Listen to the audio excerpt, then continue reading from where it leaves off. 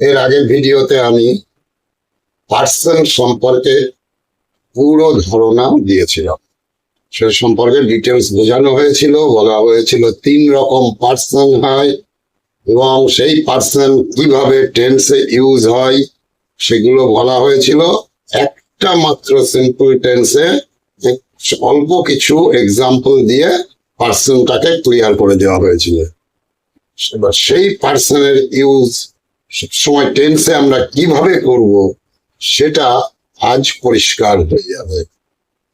এখানে যেটা লেখা আছে simple present or present indefinite, আমরা সিম্পল প্রেজেন্ট টেন্স বলি, প্রেজেন্ট ইনডেফিনিট টেন্স বলি।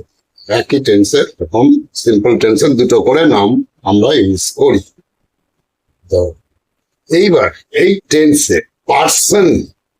পার্সনের রোলটা কি, পার্সনের কি ভূমিকা, এখানে কতগুলো এক্সাম্পল দিয়ে সেটা বোঝানো হয়েছে। আচ্ছা, সিম্পল প্রেজেন্ট টেন্স আজ পুরো সকলের কাছে পুরো ক্লিয়ার হয়ে যায়। এখানে যে এক্সাম্পল গুলো দিয়েছি এবং এখানে পার্সন কিভাবে ইউজ হয়েছে, কখন আমরা কোন পার্সনে ভার্ব কিভাবে ইউজ করব, সেটা এই ভিডিওটা দেখলে সকলের কাছে পরিষ্কার হয়ে যাবে। তো ওকে, এখন মেন আলোচনায় আসা যাক। এখানে যেটা লেখা আছে I, you, they, the boys, এগুলো সব সেন্টেন্সের সাবজেক্ট এরা। কারণ সেন্টেন্স লেখার একটা রুলস আছে, সেই রুলসটাকে বলা হয় সাবজেক্ট, ভার্ব অ্যান্ড অবজেক্ট বা এগ্রিমেন্ট। আচ্ছা, এই যে সাবজেক্ট আর অ্যান্ড অবজেক্ট আর এগ্রিমেন্ট, এটা হলো যে কোনো সেন্টেন্স লেখার রুলস। সে যে কোনো টেন্সেই হোক, এই রুলসটা ফলো করে আমাদের সেন্টেন্স সেন্টেন্সের একদম স্টার্টিং এ যে থাকে তাকেই আমরা সাবজেক্ট বলি, সাবজেক্টের পাশে যে বসে তাকে আমরা ভার্ব বলি। তো সেন্টেন্সের স্টার্টিং এ থেকে নাউন আর প্রোনাউন, এরাই একমাত্র সাবজেক্ট হয়। কখনো কখনো সাবজেক্টের আগে অ্যাডভার্ব আসে, সেটা কোনো একটা টাইম হতে পারে, সেইটা আমরা অনেক সময় সাবজেক্টের আগে পাই, কিন্তু ওরা নাউন প্রোনাউন না। তাই নাউন প্রোনাউন যখনই দেখবে সেটা হচ্ছে সাবজেক্ট, তারপরে হচ্ছে ভার্ব, তারপরে অবজেক্ট। এর পাশে যেটা যেমন লিখেছি আই রাইট, আমি লিখি। এবার এখানে আর লেটার অ্যান্ড অ্যাপ্লিকেশন যা খুশি লিখলে সেন্টেন্সটা কমপ্লিট হয়ে যাবে। তো এখানে মেন টেন্সটা বোঝানোর জন্য শুধু ভার্ব দিয়ে বোঝানো হয়েছে। এটা ফার্স্ট পার্সন। আচ্ছা, ইউ রাইট, তুমি লেখো, ইউ সেকেন্ড পার্সন। আর এটা third person plural, the boys third person plural, প্রত্যেকের পাশেই রাইট ইউজ হয়েছে। তাহলে আমরা যে ভার্বটা পাই, সে ভার্বটার 3টে ফর্ম থাকে, যেমন V1, V2, V3। আমরা আবার এটাকে present form, past form and past participle ফর্মও বলি।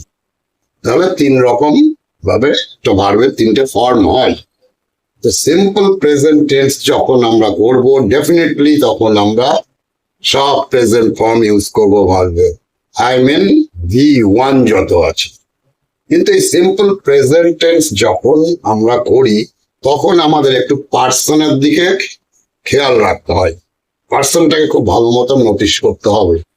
কারণ এই যে ভার্বের যে ফর্মগুলো থাকে, গো, রাইট, প্লে, সিং, এরকম যত ভার্ব আছে, এদের পাস্ট ফর্ম আছে, পাস্ট পার্সন ফর্ম আছে।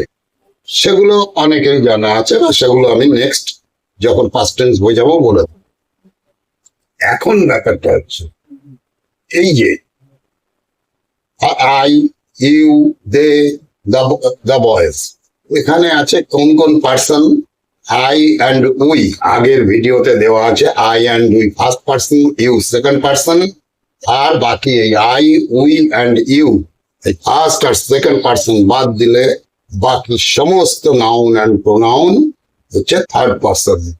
কিন্তু আমরা যখন এই প্লেন V1টাকে লিখবো, তখন আমরা 3টে পার্সনের পাশে লিখতে পারি। পার্সন 3টেই হয়, কিন্তু তাহলে আমরা 3টের পাশে কিভাবে লিখছি? ফার্স্ট পার্সন যে কোনো কেউ হোক আমরা ডাইরেক্ট ভার্বের ফর্মটা লিখবো। সেকেন্ড পার্সন ইউ, তার পাশে আমরা ডাইরেক্ট ভার্বের ফর্মটা যেটা হয় রাইট। আর থার্ড পার্সন যখন লিখবো তখন প্লুরাল নাম্বার গুলো শুধুমাত্র প্লুরাল মানে নাম্বারের পাশে এই যে ভার্বটা থাকে অরিজিনালি সেই ভার্বটাকে আমরা ইউজ করি। কিন্তু যদি থার্ড পার্সন সিঙ্গুলার নাম্বার হয় তখন আমরা এই ভার্বগুলোকেই আর ইউজ করতে পারি। তখন আমাদের কিছু একটু করতে হয়, সেটা কি? যেমন এখানে যে third person singular number he লিখেছি, এখানে ছিল আয়ের পাশে রাইট, কিন্তু হি এর পাশে রাইটস হয়ে গেল। তাহলে থার্ড পার্সন সিঙ্গুলার নাম্বার যদি কখনো সাবজেক্ট হয় তখন আমরা ভি এর সাথে ভার্বের সাথে আমরা এস অর ইএস এটা আমরা অ্যাড করি ভি ওয়ান এর সঙ্গে। এটা only third person singular number, শুধু এই পার্সনের এই জায়গাটাই মনে রাখতে হবে সিম্পল প্রেজেন্ট করতে গেলে।